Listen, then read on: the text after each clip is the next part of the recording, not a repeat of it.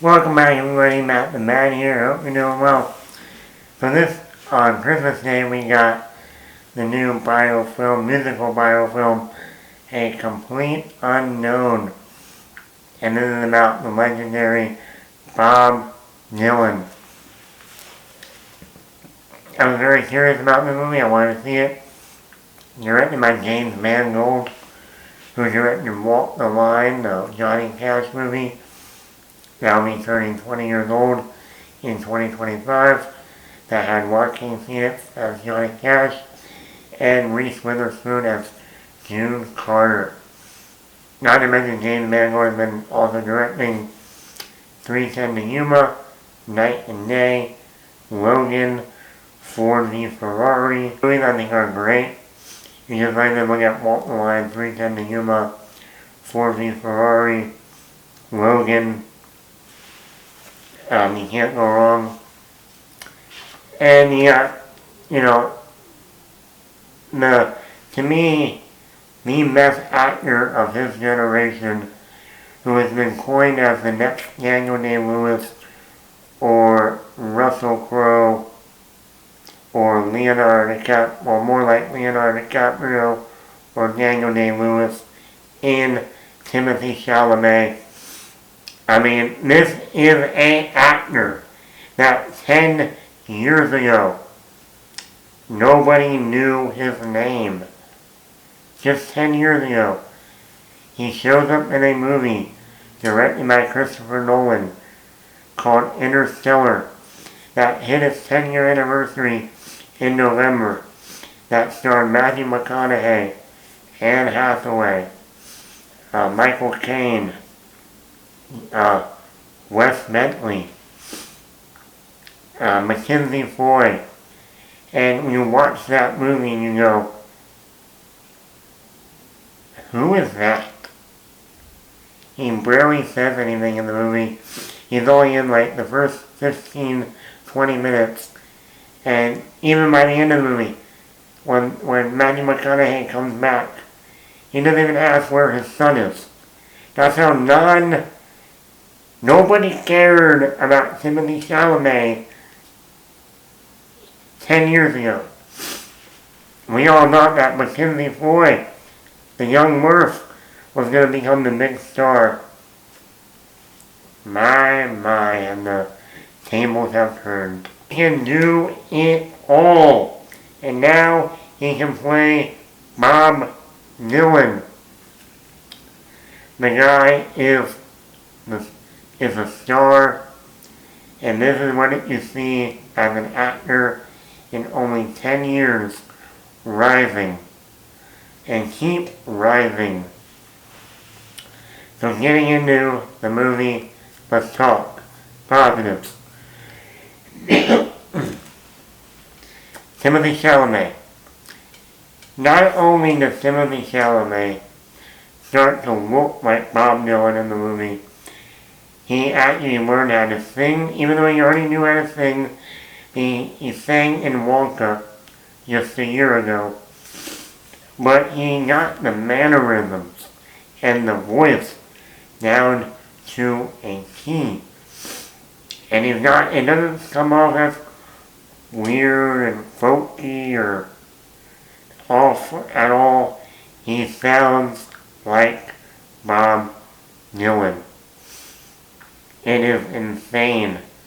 And he likes that he does his own voice, his own singing, plays the guitar. It's all him. Just like Joaquin Phoenix in Walk the Line. Monica Barbaro. This is an actress that is very new to Hollywood. We just saw her 2 years ago in Top Gun Maverick as Phoenix, the only girl fighter pilot. And she was in that Arnold Schwarzenegger next show last year, Fubar. This is an actress who's playing Joan.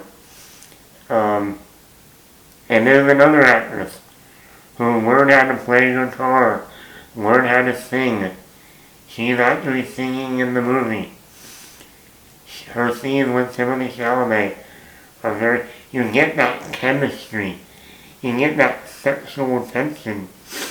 And like there's another actress I'm going, between Top Gun Maverick and now a Bob Dylan movie, she's moving up. And she's only been around for only 2 years. I really like Monica Barbaro, and that's why I say to myself, when it comes to the Oscars for supporting actor, if it comes down to Ariana Grande for Wicked or Monica Barbaro for A Complete Unknown, I'm going with Monica Barbaro. Why? Ariana Grande is already a singer. So, and the acting I thought was fine. You get an actress who's just an actress who had to learn how to sing, play guitar, and have great chemistry with Timothee Chalamet, which, okay, most women are going to say, it's not that hard to have chemistry with Timothee Chalamet. Okay, fair point. Definition of an actor having to act. Then we got Elle Fanning as, what's her name? I forget her name. Sylvie? I think it was Sylvie. She's like the on and off again girlfriend of Bob Dylan. Mama Dylan. I thought she was gonna be in the movie more than she is, but when she is, she's very subtle. She has a really great scene at this concert that I really liked how they, the cinematography and how they positioned the shot where Bob Dylan on stage in the middle, and you have Joan on one side, and all the way off stage is Elle Fanning, and you see like Bob Dylan in the middle of both of these women. And it's almost like his career, where he wants to move forward with new things in music, while, Edward Norton wants to keep him in the folklore, or folk, whatever. So he's in that middle there too. And it was a great shot, just showing that without talking. But going back to Elle Fanning, she has a scene at the concert that without saying a single word, you know exactly how she is feeling, what is going through her mind, and it's a beautiful moment, and it really says, yep, Elle Fanning, she's one of the best young actresses working today. There you go. The setting and time period, you really feel like you're in that time period that Bob Dylan was in, between the music, the clothes, the hairstyles, the set design, the production design of the look at that time really brought you into that world. And the cinematography, great. There's a lot of shots of Bob Dylan just alone that I really enjoyed. Or he's walking down the street, and the way the lighting is, it just has a certain look to it that I feel like you don't see nowadays. Edward Norton is the guy who finds Timothee Chalamet's Bob Dylan. I thought Edward Norton was great in here. We don't get to see Edward Norton that much, so when he does show up in a movie, it's always a pleasure. And I really liked him in here too. Very subtle performance also. Sue McNairy plays a character who's in the hospital. And for what Sue McNairy does in this movie, no talking, just with his eyes, mouth, and even his hands, it is a powerful performance that I don't think people are talking about as much as they should. This is a great performance by Sue McNairy. Van Gogh does it again. Almost 20 years ago, he had Walk the Line. To me, one of the best musical biofilms in the last 20 years, especially the recent shit we've gotten in musical biofilms, whether the Whitney Houston one a year ago, or earlier this year, the Amy Winehouse one. I feel like ever since either Rocket Man or Bohemian Rhapsody, the musical biofilms have gone down. But this is definitely a major winner. And I think a lot of that has to do with James Mangold. He did it once with Johnny Cash. Now he's done it with Bob Dylan. Negatives. And this is a minor negative. This has nothing to do with the actor or anything.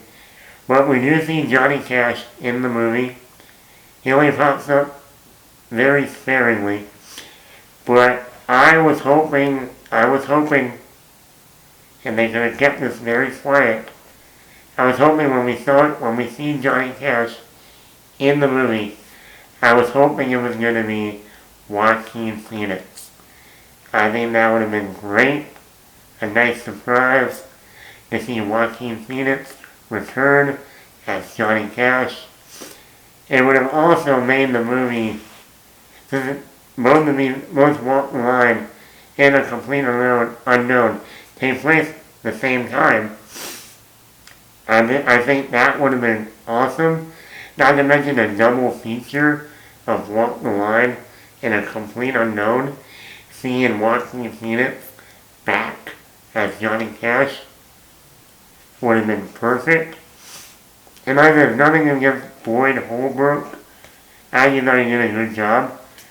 I was just like, man, could you imagine if they got Joaquin Phoenix to return as Johnny Cash for this Bob Dylan movie with the same director who did Walk the Line?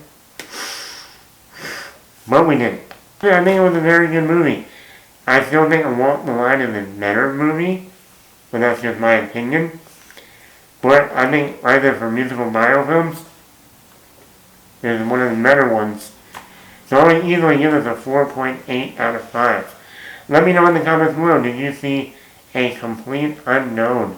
What did you think of Timothee Chalamet as Bob Dylan?